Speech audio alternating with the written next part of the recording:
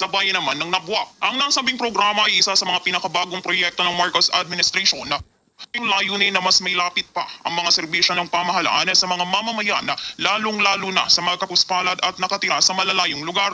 Sa panayam ng Bombo Radyo Naga kay Lizelle Makatangay, Philippine Information Agency Bicol Deputy Regional Head, sinabi nito na dadaluhan ng nasa 40 iba't ibang ahensya ng pamahalaan ang nasabing aktibidad. Dito anya na mga ito ibabahagi ng libre sa mga mamamayan ng lalawigan ng Camarines Sur ang kanilang mga serbisyo.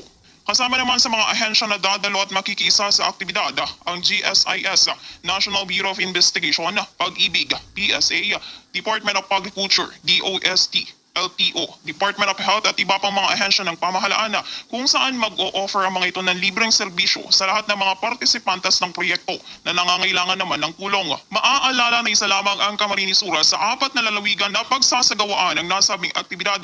Kasama na dito ang Ilocos Norte, Leyte at Davao de Oro, kung saan ayon sa datos ay pinalabas bandang alas 9:33 ng gabi kagabi, umabot na sa 89,702 ang nagpatala upang maging bahagi ng nasabing programa sa Camarines Sur.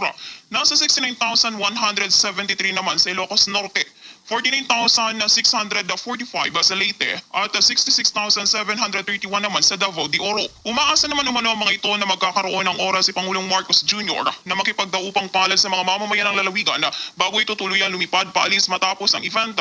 Inaasahan rin umano nila na dadagsain ng mga Camarinense ang nasabing event. Sa ngayon, pakiusap na lamang ng opisyala sa lahat ng mga magiging attendees and beneficiaries na maging disiplinado at sumunod sa lahat ng mga panuntunan na ipinapatupad sa nasabing aktibidad para naman sa matagumpay na pagsasagawa nito sa loob ng 2 araw simula ngayong araw, Setyembre 23 hanggang bukas, Setyembre 24, 2023.